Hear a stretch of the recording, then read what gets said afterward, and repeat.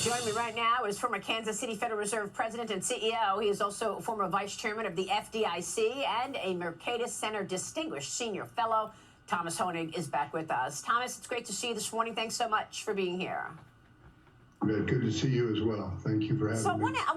I want to zero in on what you're expecting from Jay Powell in the press conference after we get a 25 basis point hike, if that's what you expect as well, by the way. Well, first of all, I do expect the Fed to increase rates a quarter point. The economy it's slowing, but it's not slowing, I think, as rapidly as the Fed might have thought it would, given their rate increases. And there are areas that are weak. The commercial real estate we talked about, and you mentioned the banking industry, and credit would be tightening. So I think they do expect continued slowdown. But today they're going to raise rates because we see some housing improvement, we see some improvement in financial conditions, in the sense that, as we talked about before, the Fed's balance sheet is growing again, so there's more liquidity out there, and they're taking that into account, so they have to raise rates. And to answer your question, what will Jay Powell say at this meeting? He will be somewhat equivocal. He is going to be saying we've got to raise rates, and we'll look at the data going forward, and we'll see how that goes before we make any further decisions along those lines. So he'll hedge his comments, I think. Yeah, but I mean, the regional banking sector adds a whole new element to this, right? I mean, shares of regional banks plummeted yesterday, as you know, closing at their lowest level since 2020, following the collapse of First Republic Bank and, of course, the acquisition of the assets by J.P. Morgan. The stocks this morning are down, although PacWest, down 27% yesterday, is now actually up a fraction, reversing earlier losses. What is your thought about the regional bank sell-off? And it feels like confidence continues to get shaken, even in an environment where, the Fed seems to have taken inflation off of the highs. Well, I think they are. People are nervous about regional banks and about banking industry in general. But number one, it is out, and everyone knows that the unrealized losses in their securities portfolio, which includes government securities, so there's no credit risk, are under pressure. I mean, there's $600 billion of unrealized losses there. So then they're beginning to think beyond that. Well, what about the other assets? Well, first of all, we know they're under pressure because interest rates are high. And then if the economy slows, the cash flows off these loans, commercial and industrial loans, not just commercial real estate loans, are going to come under pressure. That means losses should mount. So the market's anticipating this, and I think that's what you're seeing in there. Now, I think the industry itself, the regional banks, are also aware of this, so they're shoring up their balance sheet. I think they'll be retaining more capital to give confidence to the industry. So it'll be a balance between those and how much more effect the interest rate increases have on the economy. And if it starts to slow quickly, then I think there'll be more pressure on the industry. We just have to admit that. Yeah, and then you've got all of this debt rolling over, not just for banks, but mid-cap companies, that they're faced with higher rates because the Federal Reserve obviously kept interest rates at zero for 15 years and then decided to raise rates in a shocker of a move in 13 months. Let me get your take on where this is going, because people are worried that this is leading to recession. You and I have spoken about this in the past. You did expect we would see a recession. How far do you believe the Fed is willing to go to take inflation down, but also inadvertently taking us into recession? I think they're willing to go pretty far on this. I think, number one, remember, Maria, you're right. The decade of zero or very low interest rates set up the entire economy, set a new equilibrium around these low interest rates, including the banking industry, businesses. So you have an entire economic system settled around a zero rate. So now you move that up by a factor of 20 in just over a year, and you wonder what's going to happen. Well, the economy is going to slow. We have pressure coming forward from now. And as I said, almost from the start, you will not establish a new equilibrium and growth pattern without paying first. And we're going to suffer that. And I think the Fed will risk a recession, because if they don't get inflation down, it will only get worse. And therefore, we will have more instability around the inflation because people can't make decisions when you have 7, 8, 9% inflation.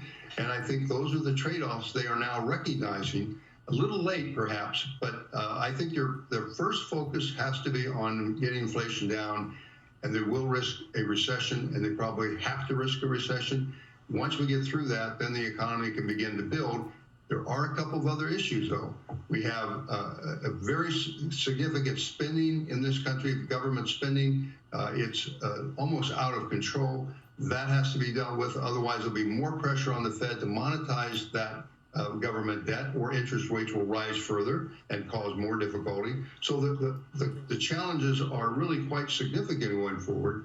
That's why they have to get their priorities and keep them straight, and that is get inflation down, get the spending down, and then our economy can move forward again. And that's imperative. I'm not even talking about regulation yet. It's just getting the financial system straightened out.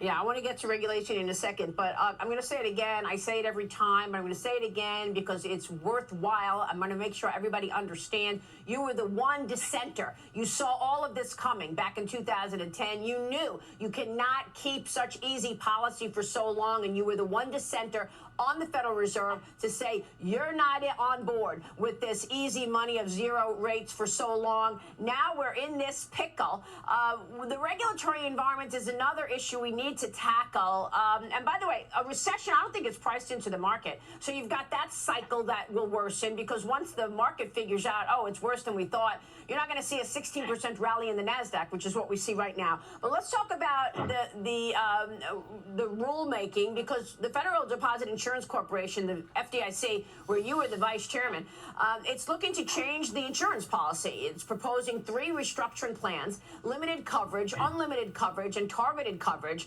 Thomas, I want to get your take on what this means in terms of deposits and how people should feel about the money they have in the bank. Do you think we're going to see that change at the FDIC? And what about an even bigger impact, I believe, to come, and that is a heavier hand of government? The president wants more regulation on small and mid-cap banks. What is that going to mean in terms of how these banks fare if they've got even more regulations? Again, I blame the Federal Reserve. I am really shocked that we didn't have a stress test of interest rates rising. All of these stress tests that we've been talking about, and not one test looking to see what happens if rates go higher? Yeah, well, there's a lot in what you just said, but number one, the FDIC was asked, and it did look at options for increasing deposit insurance. I think that they focus a little bit on just raising the limit, and then they also focus more on giving 100% deposit insurance to targeted transaction deposits, more like they had during the last financial crisis.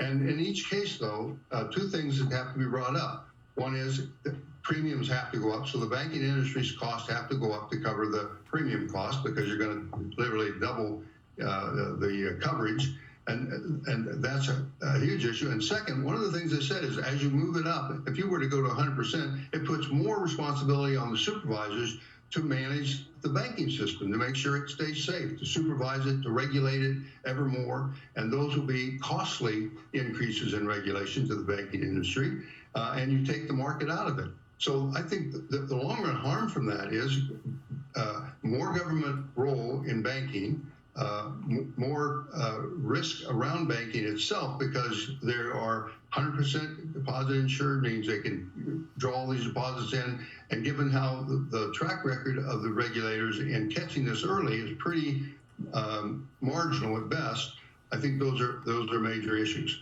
And as you add regulation, you add, so it's really a catch-22 situation. Thomas, I know we have to jump. We're running out of time, but real quick, no stress testing around rate hikes? I mean, give me a break. They put all these different scenarios together to test these banks.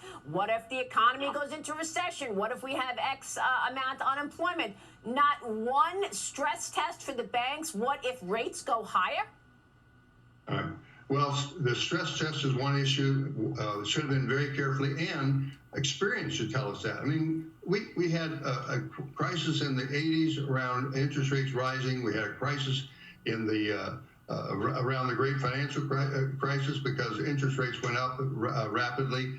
And so we have this experience, and yet they were slow to anticipate or take stress tests on what this would do to the industry. And even when losses in the hold to maturity, the unrealized losses were out there, they didn't follow up with stress tests. So, lessons learned, and that is you can't necessarily depend on the regulator having more insight than the market and putting discipline in the market. So that's the challenge ahead.